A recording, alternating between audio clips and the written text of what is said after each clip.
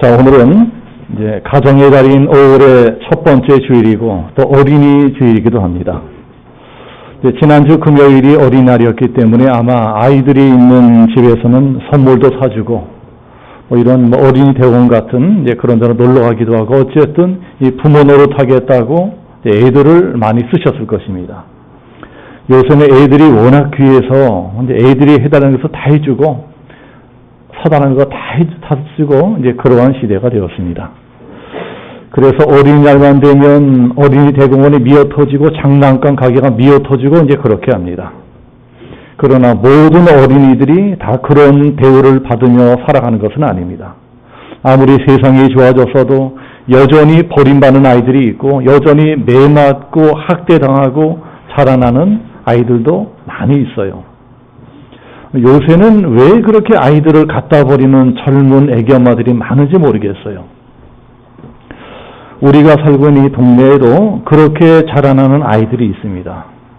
그저께가 어린이날이었지 않습니까? 그래서 이제 부모들이 아이들을 데리고 놀러 가는 바람에 이 아파트 단지 주차장이 휑하더라고요. 다들 놀러 가서. 그런데 그날 밥도 못 얻어 먹고 다니는 아이들이 있었습니다. 제가 낮에 혼자 사무실에 있는데 애들이 우르르 몰려오더라고요. 그래서 2층에 싹둥이 독서 문이 열렸다는 걸 알고 나서 누가 있구나 이제 놀러 왔다고 합니다.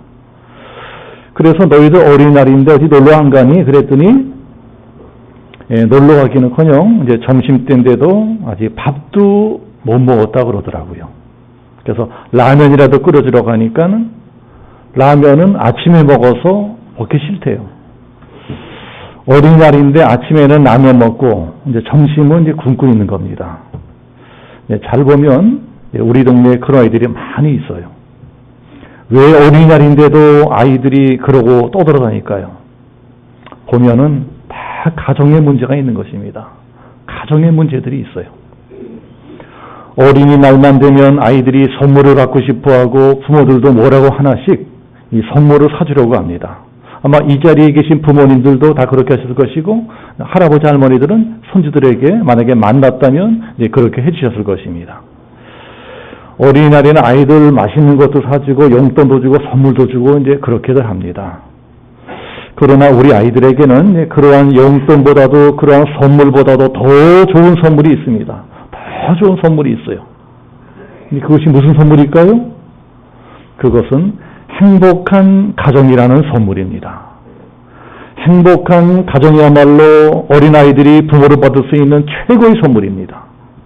가정이 행복하지 못한데 아무리 비싼 선물 사준다고 그 아이가 행복할 수 있겠습니까? 엄마 아빠가 맨날 지지고 볶고 싸우고 하는데 그런 집에서 자라는 아이들이 어린이날 선물 하나 받는다 행복해지겠습니까? 부부 사이가 원만하지 못한 부모들일수록 이상하게 돈으로 모든 걸 다 해결해 주려는 경향이 있습니다. 그 용돈이나 많이 주고 비싼 선물이나 사주면은 애들이 만족하고 행복할 것이다. 이렇게 생각을 하는데 착각입니다. 그런다고 아이들이 행복해지지 않습니다. 오히려 반대로 비록 돈은 좀 없어서 가난하게 산다 치더라도 엄마 아빠가 오순도순 사이좋게 지내는 가정이 있다면 그 아이에게는 그게 바로 최고의 선물인 것입니다. 아이들에게 최고의 선물은 많은 용돈도 아니고 비싼 장난감도 아니고 행복한 가정, 행복한 가정이라고 합니다. 우리가 잘 아는 이런 노래 있지 않습니까? 즐거운 곳에서는 날 오라 하여도. 이 노래 워낙 유명해서 모르는 분들이 안 계실 거예요. 즐거운 곳에서는 날 오라 하여도 내 쉴 곳은 작은 집 내 집뿐이리. 내 나라 내 기쁨 기르실 것도 꽃피고 새우는 내 집뿐이리. 오 사랑 나의 집 즐거운 나의 곳 내 집뿐이리. 자, 이 노래는 한마디로 우리 집이 제일 좋다는 것입니다. 우리 집이 제일 좋다. 아무리 좋은 곳이 있다고 하더라도 내가 마음 편하게 쉴 수 있는 우리 집보다 내 집보다 더 좋은 곳은 없다. 이 노래를 지은 사람은 존 하워드 페인이라는 사람입니다. 이렇게 좋은 노래를 지었으니 이런 사람은 당연히 아주 행복한 가정에서 살았을 것이다. 이렇게 이제 생각이 들 수 있는데 사실은 전혀 그렇지 못했습니다. 존 하워드 페인이라는 사람은 아주 불행하게 산 사람입니다. 그 사람은 18세기 말에 미국에서 살았던 사람인데 13살 때 어머니가 돌아가셨습니다. 그리고 몇 년 지나서 아버지까지 돌아가셨어요. 그때부터 평생을 이 나라 저 나라 떠돌아면서 나그네로 살아갑니다. 그 사람은 예능 분야에 재능이 있었던 것 같습니다. 그래서 유럽으로 건너가서는 시곡 작가가 되기도 하고 배우가 되기도 하고 이제 그렇게 살았습니다. 그러나 결혼하지 않고 평생을 독신으로 살다가 저 북아프리카 알제리라는 곳에서 맨 마지막에 노숙자가 되어서 길거리에서 쓸쓸히 쓰러져서 그렇게 세상을 떠났습니다. 참 불행하게 산 사람이에요. 그러면 그렇게 한 번도 자기 가정을 가져보지 못한 사람이 어떻게 이런 노래말을 지을 수 있게 되었느냐? 근데 이러한 사연이 있었다고 합니다. 영국인가 어딘가 살 적에 어느 날 저녁 때 이 골목 저 골목 혼자 떠돌아다니다가 우연히 이제 불이 환하게 밝혀진 창문으로 그 집안을 들여다보게 되었다고 합니다. 불이 환하게 밝혀진 창문으로 집안을 들여다보니까 그 집안에서 온 집안 식구들이 둘러앉아서 도란도란 대화 나누면서 저녁 식사를 하고 있었습니다. 바깥에서 창문으로 그 모습을 물끄러미 지켜보다가 가정이란 것이 저렇게 좋은 것이로구나. 가정이 참 좋은 것이로구나. 저 집 사는 사람들은 얼마나 행복할까. 나도 한번 저렇게 가족들하고 오순도순 식사 한번 해봐서 원이 없겠다. 그때 이 노래 가사가 떠올랐다고 합니다. 즐거운 곳에서는 날 오라 하여도. 이 노래를 영어로 직역하면 이런 뜻입니다. 이 세상의 여러 즐거움들과 화려한 궁전 같은 곳을 다닐지라도 비록 초라하지만 내 집 같은 것은 없다네. 내 집이 제일 편하네. 하늘로부터는 아름다움이 우리를 거룩하게 하는 그곳. 온 세상 배우하며 찾아다녀도 정말 내 집 같은 것은 없다네. 집을 떠난 것에 그 어떤 찬란함도 나를 현혹할 수 없다네. 오, 그 사랑스러운 초가 오두막집을 내게 주시게나 내 부름 따라 새들은 다시 유쾌히 노래하는 그것들을 내게 주오. 그리고 무엇보다 소중한 마음의 평화를 함께. 홈 스위트 홈, 내 집 같은 곳은 세상에 없네. 이러한 뜻입니다. 이 가사의 구구절절 가정에 대한 그리움이 배어 있습니다. 평생 집도 없이 떠돌아다니는 사람이 얼마나 가정이 그리웠겠어요. 그래서 이제 이러한 노래를 지었던 것입니다. 내가 평생 이것도 해보고 저것도 해보고 내 하고 싶은 짓 다 해보고 경치 좋은 곳, 살기 좋은 곳 다 가보았지만 이제서 생각하니 가정이 제일 소중하구나. 우리 인생에서 가정보다 더 소중한 것이 어디에 있겠느냐. 그게 사실 아닌가요? 이 세상에 가정만큼 소중한 것이 없습니다. 우리들은 평안할 적에는 가정이 얼마나 소중한 것인지 잘 모르고 살아갑니다. 그러나 그러다가 갑자기 큰일을 당하면 아하, 나에게 가정이 있고 가족이 있다는 것이 얼마나 고마운 일이냐, 이런 것을 깨닫게 됩니다. 갑자기 사고를 만나거나 병에 걸리거나 큰 낭패를 만났거나 그럴 적에 결국은 내가 의지할 수 있는 것이 가정밖에 더 있나요? 내가 의지할 수 있는 사람들이 가족밖에 더 있습니까? 큰일을 만났을 적에 결국 내 힘이 되어지고 나를 도와줄 수 있는 것은 가정밖에 없고 가족들밖에 없습니다. 그래서 우리 부모들이 아이들에게 줄 수 있는 최고의 선물은 가정입니다. 가정. 행복한 가정. 그런 행복한 가정이 어떻게 만들어지느냐 하는 것이 이제 오늘 우리가 읽은 성경에 잘 나오고 있습니다. 자, 오늘 말씀은 에덴 동산에서 일어난 사건인데 우리가 방금 성경을 읽은 대로 에덴 동산에서 지금 무슨 일이 벌어지고 있나요? 에덴 동산에서 하나님이 먼저 남자를 만드시고 그 다음에 여자를 만드십니다. 그리고 나서 아담과 하와 두 사람을 결혼시키십니다. 에덴 동산에서 결혼식이 일어납니다. 저 가정을 만드신 것입니다.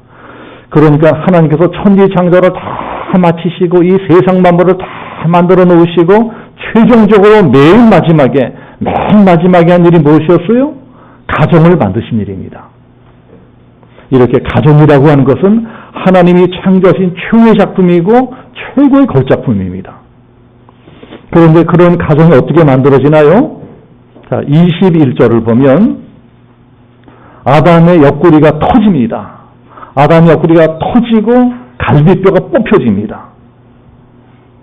그러고 나서 가정이 만들어져요. 자, 이게 무슨 뜻입니까? 남편인 아담이 자기 몸을 희생한 다음에야 가정이 만들어졌다고 하는 것입니다. 이 세상에서도 정말 좋고 귀한 것은 절대로 공짜로 주어지지 않듯이 가정도 마찬가지입니다. 인류 최초의 가정이 만들어질 적엔 남자인 아담도 옆구리가 뚫리고 옆구리가 터져버리고 갈비뼈가 뽑히는 희생을 치러야 됐습니다. 남자가 희생을 했어요. 물론 여자들도 희생을 합니다. 여자들도 아이를 낳고 기르는 일, 이 보통 희생이 아닙니다. 그런 희생이 있었기 때문에 우리 인류가 지금까지 존재할 수 있었습니다. 그러나 여자들만 그렇게 희생하는 것이 아닙니다. 알고 보면은 남자들도 자기 몸을 바치는 희생을 하고 있습니다. 오늘날의 남편들은 물론 아담처럼 옆구리가 터지거나 갈비뼈가 뽑히거나 이런 희생을 치르진 않아요. 그 대신에 뼈골 빠지게 일하고 허리가 휘어지는 노동을 하면서 처자식을 먹여 살려야 됩니다. 어느 집이나 그런 남자의 희생을 통해서 가정의 행복이 유지되는 것입니다. 세상에 공짜 행복은 없습니다.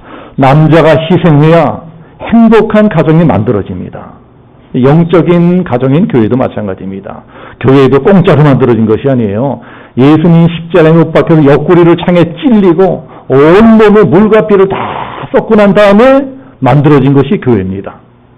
그만큼 희생과 수고를 필요로 하는 것이 교회고 가정이라고 하는 것입니다. 이런 원리를 무시하면 역사적으로 반드시 망했습니다.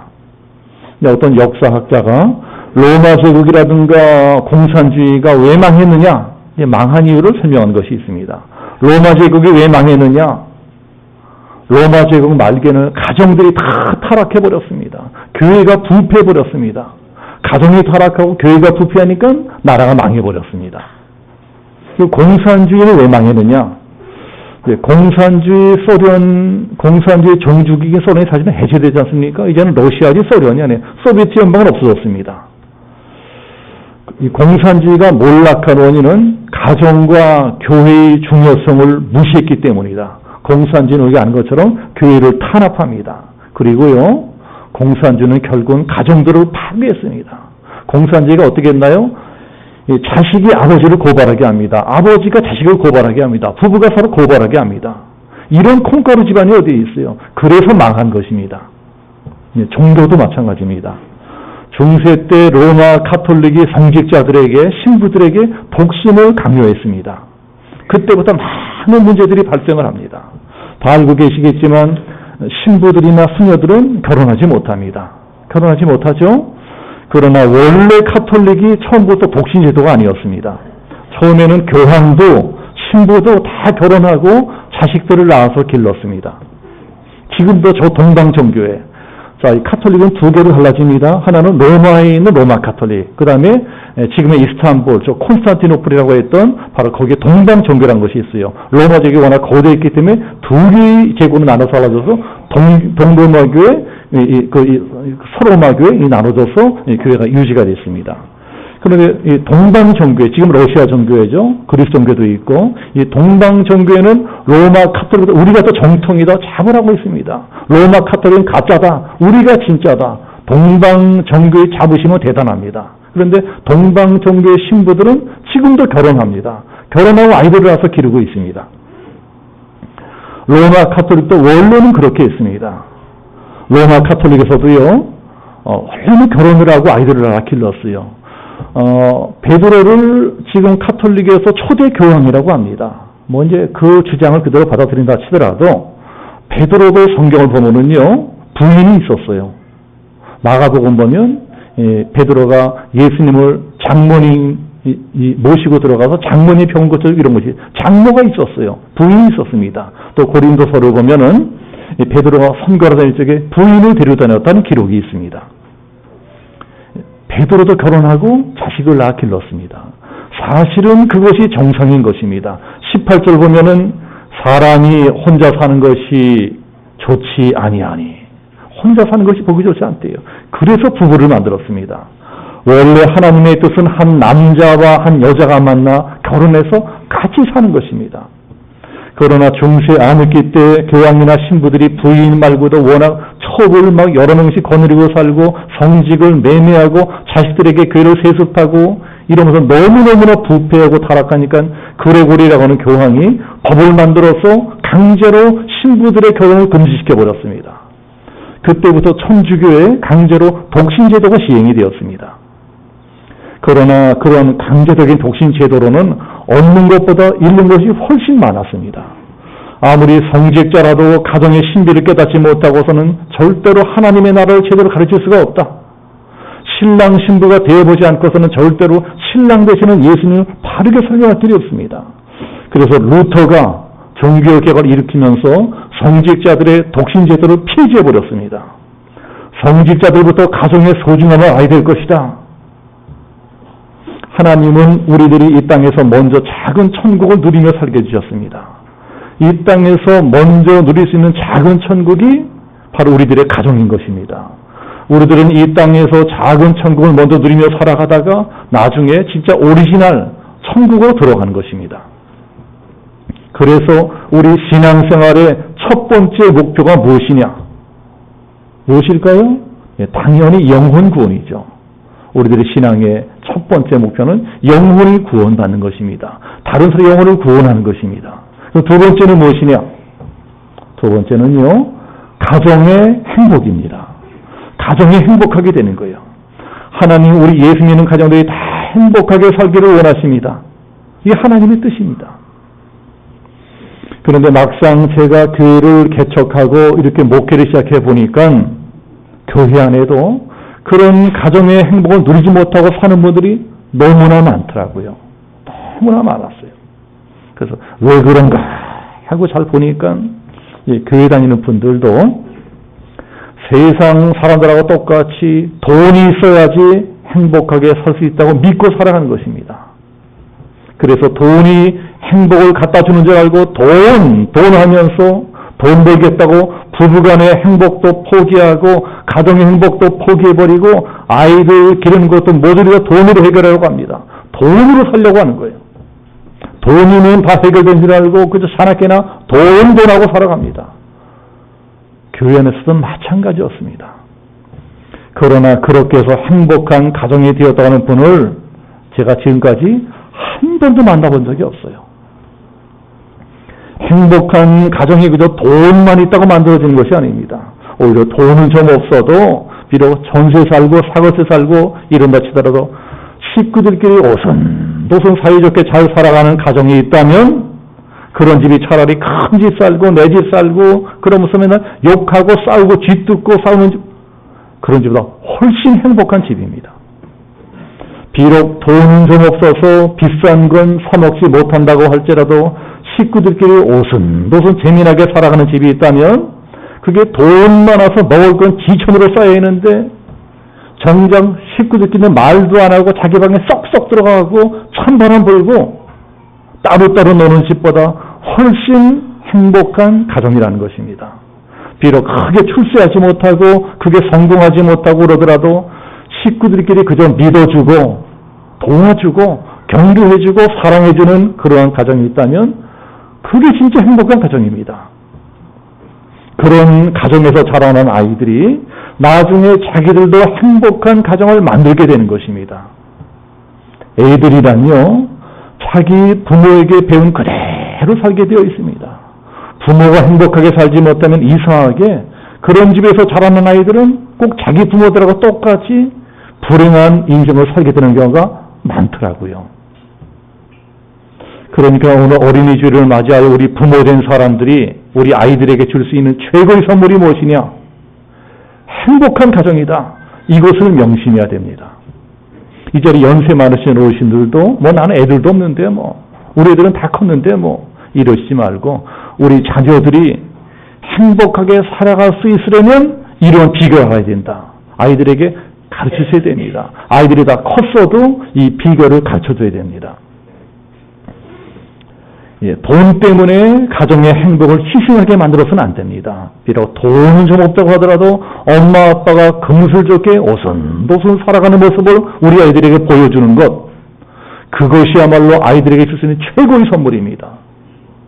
그게 바로 에덴 동산이에요. 그러한 집이 있다면 그 집이 바로 에덴 동산입니다. 에덴이란 뜻이 제가 뭐라고 가르쳐드렸죠? 에덴이라고 하는 뜻은요, 기쁘다, 즐겁다, 행복하다. 이게 에덴이란 뜻입니다. 우리가 어떤 인생을 살든, 가난하게 살든, 부자로 살든, 잘 나가는 인생을 살든, 못 나가는 인생을 살든, 일단 집에만 들어오면 나는 행복하다, 나는 기쁘다, 즐겁다. 그러면요, 그 사람은 이미 에덴에 살고 있는 것입니다. 그러나 우리가 알아야 될 것은 에덴 동산이라고 다 좋은 것만 있었나요? 에덴 동산이라고 다 좋은 것만 있지 않았어요. 이제 성경 보세요. 에덴 동산에 뭐가 있었나요? 물론 에덴 동산에 하나님이 계셨습니다. 천사들도 있습니다. 또 아주 먹음직스러운 과일들도 많았습니다. 그 좋은 것들이죠. 그러나 꼭 그렇게 좋은 것들만 에덴 동산에 있지 않았습니다. 에덴 동산에 사탄도 있었습니다. 뱀도 있었어요. 또 절대로 먹어서는 안 되는 선악과 열무도 있었습니다. 그러니까 선도 있고 악도 있고 행복의 요소도 있고 불행의 요소도 있었습니다. 에덴도 자기 하기 나름인 것입니다. 자기가 하기에 따라서 똑같은 에덴이 낙원이 되기도 하고 지옥이 되기도 합니다. 이제 실제로 성경을 보면은 아담과 하와는 죄를 지었어요. 죄를 짓고 난 다음에는 무서워서 벌벌 떨면서 어두운 숲속으로 도망을 쳤습니다. 그런데 그 도망친 데가 어디예요? 그 도망친 숲속도 에덴 동산 안에 있는 숲속입니다. 그러니까 죄 지은 사람들은 에덴 동산에 쫓겨나기 전부터 이미 에덴 동산 안에서도 지옥처럼 살고 있었습니다. 그게 우리들도 마찬가지라는 것입니다. 똑같은 가정이라도 그 가정을 천국으로 만드는 사람이 있고 지옥으로 만드는 사람도 있습니다. 다 자기 하기 나름인 것입니다. 이 자리에 결혼 안 하신 분들, 총각 처녀들은 결혼만 하면 행복이 저절로 올 줄 압니다. 결혼만 하면 행복할 것 같아요. 결혼만 하면 깨가 쏟아지게 살 것 같습니다. 그러나 그게 착각이라고 하는 것입니다. 행복한 가정은 요술이 아니고 예술 같은 것입니다. 결혼만 하면 뚝딱 하고 요술처럼 행복한 가정이 만들어지는 것이 아니고 예술가가 피땀을 흘리면서 열심히 아름다운 예술작품을 만들어내는 것처럼 부부가 부모 자식 간에 우리 온 가족이 다 함께 애쓰고 인내하고 땀 흘려가면서 만들어가는 것이 가정이라는 것입니다. 그래서 때로는 희생도 치르고 고통도 감수해야 됩니다. 그래야 비로소 행복한 가정이 만들어지고 그 행복한 가정이 지켜질 수 있는 것입니다. 한 집에서 되게 다 좁은 집에 사세요. 한 25평, 33평 좁은 집에 살면서 여러 사람이 어울려 사는데 어떻게 항상 좋은 일만 있을 수가 있어요? 어떻게 좋은 일만 있어요? 때로는 부부간에 서로 상처를 주고받고 부모 자식들도 상처를 주고받습니다. 거기가 우리가 살고 있는 가정이 우리 집인 것입니다. 그럼에도 불구하고 가족들끼리 서로 불쌍히 여기고 이해해주고 사랑해주고 그러면 그게 바로 행복한 가정이 됩니다. 서로 부족하고 서로 모자란 사람들이 서로 허물을 덮어주고 감싸주고 살아간다면 그게 바로 에덴 동산이 되는 것입니다. 행복한 가정이라고 하는 것은 돈 많고 큰 집 살고 좋은 직장 다니고 건강하고 잘생기고 이런 조건 같은 사람 만난다고 주어지는 것이 아니고 비록 가난하고 부족한 것이 많을지라도 사랑하는 사람이랑 같이 노력하고 같이 부족함을 채워갈 적에 그때 만들어지는 것입니다. 그래서 오늘 성경 25절에 이제 이런 말씀이 나옵니다. 자, 25절부터 이런 말씀이 있죠. 두 사람이 벌거벗었으나 부끄러워하지 아니하니라. 두 사람이 벌거벗고 살아요. 근데 부끄러워하지 않는데요. 우리 사람들에게는 누구나 다 감추고 싶은 부끄러운 것들이 있습니다. 그렇잖아요? 우리들은 감추고 싶은 부끄러운 것들이 있어요. 이 자리에 계시면 다 그런 것이 있으세요. 남한테 절대 보여주고 싶지 않은 부끄러운 것. 그것을 바로 허물이라고, 허물. 그런데 그런 허물이 드러나도 부끄럽지 않은 사이. 그게 무슨 사이예요? 부부 사이입니다. 부부 사이. 부부끼리는 서로 벗은 몸을 벗어주어도 부끄럽지 않습니다. 왜요? 부부니까.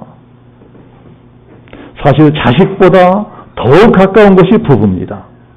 아무리 내 몸으로 나온 내 자식 새끼라 할지라도 아빠가 다 큰 딸에게 내 벗은 몸을 보여줄 수 있습니까? 엄마가 다 큰아들에게 내 벗은몸을 보여줄 수 있습니까? 자식에게는 못 보여줘도 내 남편, 내 아내에게는 다 보여줄 수 있습니다. 남들에게 보여줄 수 없는 부끄러운 것, 허물인 것입니다. 허물. 그 부끄러운 허물은 나만 보고 남들에게는 감춰주라고 하나님이 부부를 만들어주신 것입니다. 그래서 부부끼리는 서로의 어떤 허물도 다 덮어줘야 됩니다. 고린도전서에도 사랑은 허다한 허물을 덮느니라. 허물 같은 죄가 드러나도 부끄럽지 않고 내 약한 모습, 내 무능한 모습이 드러나도 부끄럽지 않은 것. 그게 바로 우리의 가정이 되어야 되는 것입니다. 그래야 행복한 가정이 됩니다.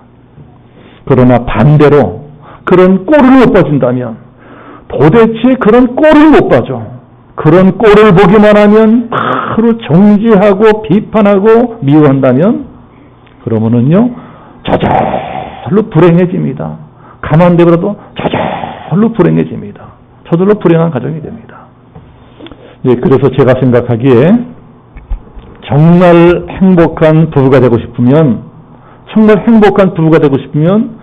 부부 사이에 반드시 이러한 비밀만은 지켜줘야 됩니다. 무슨 비밀이냐? 절대로 내 남편, 내 아내의 단점과 허물이 다른 사람들에게 알려지게 해서는 안 된다는 것입니다. 세상에서 제일 어리석은 사람이 내 남편, 내 아내의 허물을 막 흉보고 욕하고 떠들고 이러는 사람입니다. 그런 분들을 보면 정말 이해가 안 돼요. 아니, 부부간에 그렇게 서로 승보고 욕하고 떠들고 다니면, 아니, 누굴 믿고 살아가요? 누굴 믿고 살아요? 이 세상에는 드러내야 될 일도 있지만은 감춰야 될 일도 있습니다.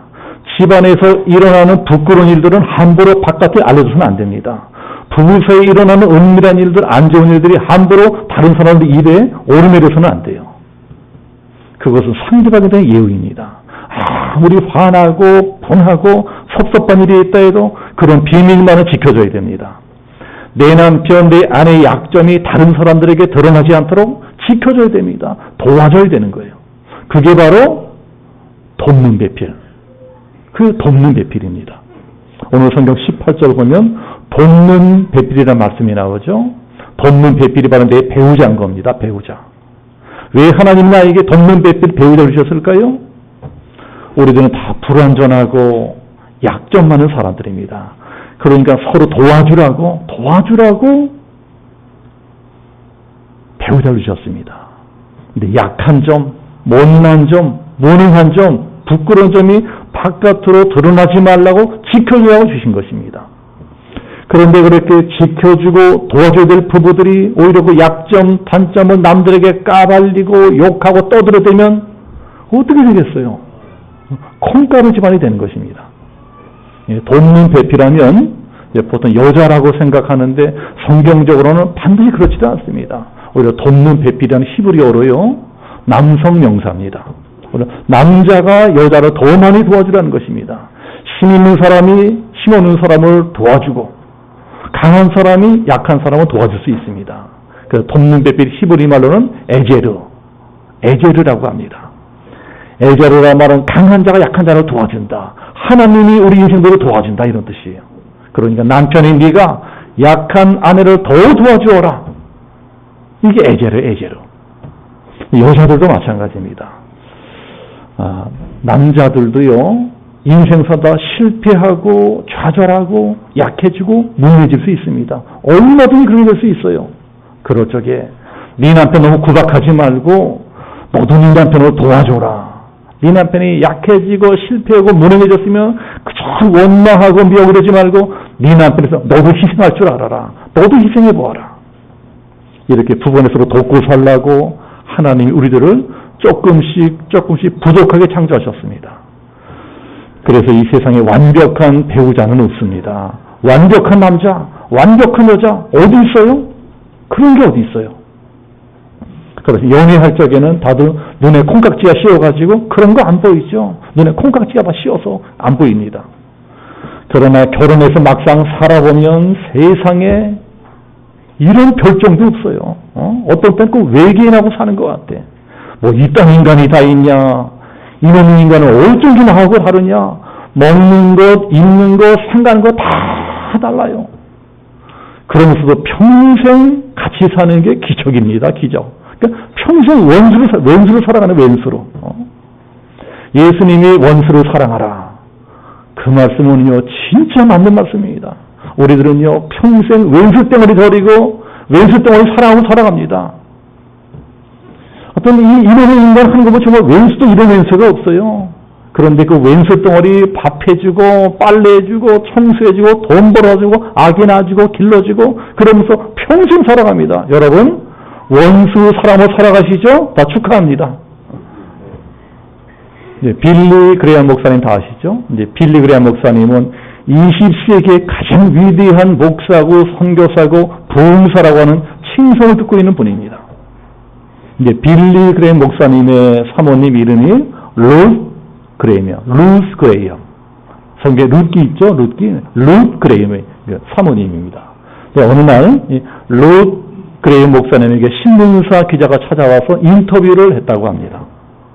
원래 기자라는 사람들은 좀 까칠하잖아요. 까칠한 질문을 많이 하지 않습니까? 그 기자도 룻 그레이엄 목사님 그 사모님에게 이러한 질문을 했다고 해요.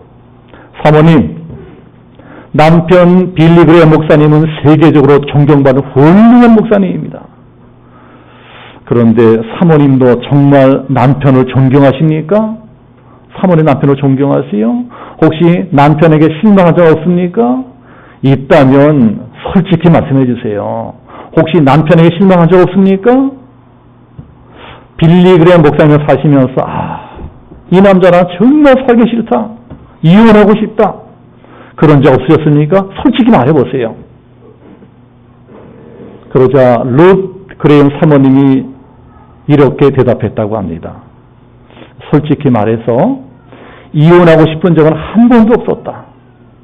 그러나 죽여버리고 싶은 적은 여러 번 있었다. 빌리 그레이엄 목사님에게도 그런 약점이 있었다는 것입니다. 그분도 그런 약점이 있어요. 그래, 저 같은 사람은 어떻겠어요? 저 같은 사람은요, 제가 우리 집사람에게 맞아 죽지 않고 여기까지 올 수 있었던 건 정말 하나님의 은혜입니다. 만약에 우리 집사람이 이제 허물이라든가 제 약점을 있는 그대로 막 까발리고 다닌다면 저는요, 쪽팔려서 목회도 못합니다. 우리 집사람이 제 부끄러운 모습들을 다 덮어주고 가려주고 그러니까 제가 이렇게 목사도 될 수 있었고 이렇게 목회도 어조시 할 수가 있는 것입니다. 이 세상에 허물이나 약점이 없는 사람이 어디 있겠습니까? 겉보기에는 폼나게 보이고 그럴듯해 보이는 사람 뚜껑을 열어보면은 다 그놈입니다. 그리고 말씀에도 이 세상에 의인은 없나니 하나도 없다. 우리는 다 죄인들이라는 것입니다. 우리는 다 약점 많고 단점 많은 부끄러운 죄인들이다. 이제 그렇기 때문에 약점 많고 허물 많은 우리들이 어떻게 해야 행복한 가정을 만들어갈 수 있겠느냐? 28절처럼 해야 된다. 자, 28절이 뭐라고요? 벌거벗었으나 부끄러워하지 아니하니라. 부끄러워하지 않아요. 근데 약점이 들어도 부끄럽지 않고, 내 허물이 들어도 부끄럽지 않고, 내가 못나고 무능하고 쪼다갖고 어리석어도 부끄럽지 않은 사이. 자, 우리들의 부부가 그러한 부부가 되어야 될 것입니다. 이런 게 바로 하나님이 창조하신 최초의 부부 사이였어요.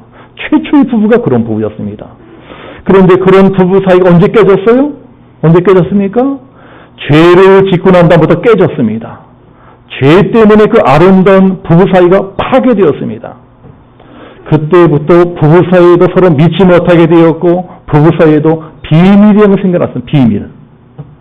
부부 사이에도 자존심이 생겨났어요. 그리고 그때부터 내 눈에 자꾸 저놈의 인간의 약점과 단점만 보이게 되었습니다. 내 눈에 자꾸 그런 것만 보니까 참을 수가 없는 것입니다. 미워 죽겠어요. 그래서 말끝마다 당신은 어째 사람이 그 모양이냐? 당신은 왜 그것밖에 못 되느냐? 당신은 어쩜 나도 이렇게 할 수가 있느냐? 서로 원망하고 불평하고 미워하는 사이가 되었습니다. 아셨죠? 그러니까 오늘부터 내 남편이나 내 아내의 약점이나 허물이 보이면 이렇게 생각하시면 됩니다. 아하, 이것이 바로 원죄로구나. 이게 다 내 죄 때문이로구나. 내 눈이 타락하고 내 마음이 교만해지니까 자꾸 이런 것이 보이는 것이로구나. 저런 게 자꾸 보이는 바람에 저 사람이 점점 더 마음에 안 들고 미워지고 이래서 내 인생도 우리 가정도 우리 아이들도 다 불행해지는 것이로구나. 그러면 이제부터 어떻게 해야 될까요? 허물을 드러내지 말고 자꾸 덮어주려고 해야 됩니다. 자꾸 허물을 덮어줘야 돼요. 허물이란 드러낼수록 불행해지고 덮어지면 덮어질수록 행복해지는 것입니다. 오늘 어린이주일을 맞이해서 우리 아이들에게 꼭 선물로 줘야 될 것이 바로 그러한 가정, 행복한 가정입니다. 죄 많은 우리 인생들이 서로 허물을 덮어주고 서로 용서해주고 서로 사랑해주고 이해해주고 경계해주고 살아간다면 그게 바로 에덴 동산. 우리 아이들에게 그러한 에덴 동산을 보여주고 가르쳐줘야 우리 아이들 나중에 결혼해서 그런 에덴 같은 가정을 만들고 살 수 있게 될 것입니다. 그게 바로 우리 부모들이 우리 아이들에게 주는 최고의 선물인 것입니다. 행복한 가정, 에덴 같은 가정. 그러니까 가정의 달이고 어린이 주일인 오늘 하나님 주신 이 말씀을 꼭 기억하시고 우리 아이들에게 내 자녀들에게 꼭 에덴 같은 가정, 행복한 가정을 선물해 주리라. 우리 집을 꼭 에덴 같은 행복한 가정으로 만들어 가리라. 자, 결단하고 실천하시는 우리 모든 성도들 되시기를 예수님의 이름으로 축복합니다. 우리 함께 기도하겠습니다.